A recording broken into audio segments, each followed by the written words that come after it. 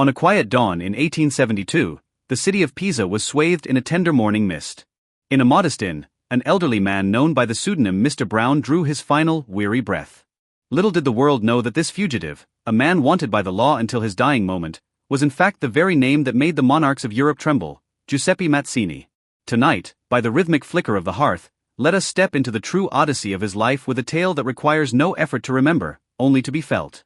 He was the most hallowed soul of the Risorgimento, a man who, during Italy's darkest hour, conjured from nothingness the vision of a unified free republic.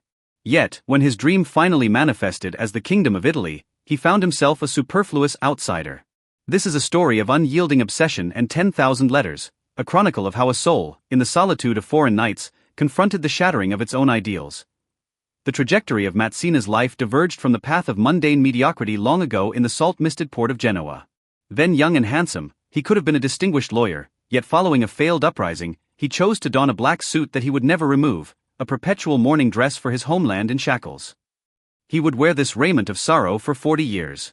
Suspected of belonging to secret societies, he was forced to flee Genoa, embarking on an epic of exile that would last nearly his entire life. In the damp attics of Marseille, he founded Young Italy, a clandestine network fueled by fervor and imagination. He penned thousands upon thousands of letters in microscopic script to youths he had never met, exhorting them, "What we demand is not charity, but sovereignty. What we seek is not a monarch, but a republic." London, a city perpetually shrouded in industrial soot and frigid fog, became the longest transit point in Mazzini's existence.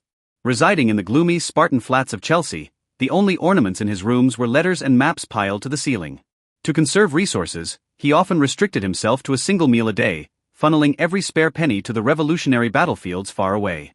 In the stillness of the night, where only the pendulum swing could be heard, he would sit by a flickering oil lamp, reading note after note smuggled back from Italy, some still stained with blood.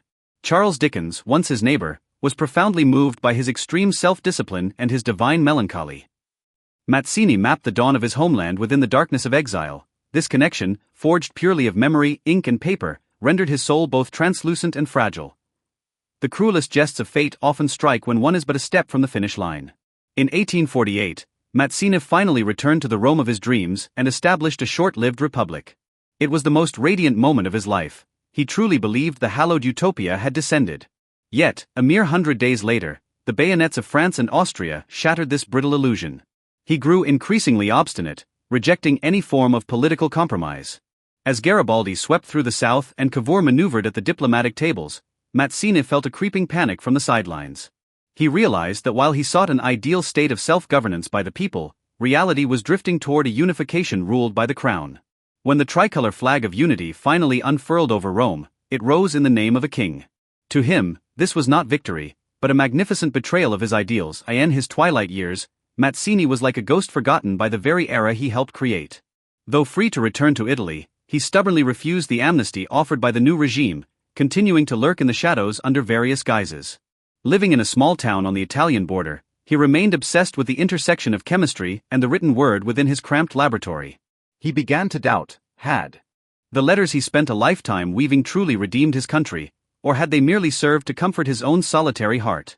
Gazing into the mirror at night at a face etched with wrinkles like parched earth, did he ever regret that pilgrimage for which he sacrificed everything? Yet he continued to write, inscribing in the margins of his pages, Libertà, uguaglianza, umanità.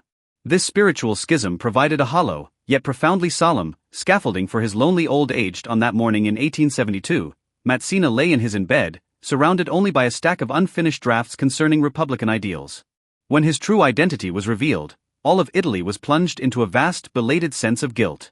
Although he remained a fugitive in the eyes of the law until his death, the government granted him a state funeral. Tens of thousands took to the streets to bid farewell to the soul of the motherland, clutching in their hands the very secret letters Mazzini had sent them years before. What he left behind was a spiritual archetype of sacrifice. The great wall he built with words was far more impregnable than any fortress of stone.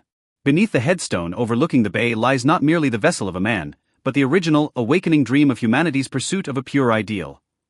The story of Mazzini thus draws to a gentle close amidst the yellowing pages of his letters and the morning mists of Pisa. He teaches us that no matter how shattered reality becomes, and no matter how many times you are forsaken by the era, your inner original intention remains your only eternal sanctuary. Just as he did during the frigid London winters, sitting alone at a wobbly desk, charting the coordinates of the stars across the wasteland with the tip of his pen. You, perhaps, are currently navigating a life where you feel misunderstood. But pray, believe that within every life exists a letter of salvation belonging only to you, yet to be delivered. May the tenacity and serenity of Mazzini be transformed into the softest mist within your dreams, carrying you toward that most tranquil and free shore of the heart. Gut nicht, and may sweet dreams attend you until the dawn.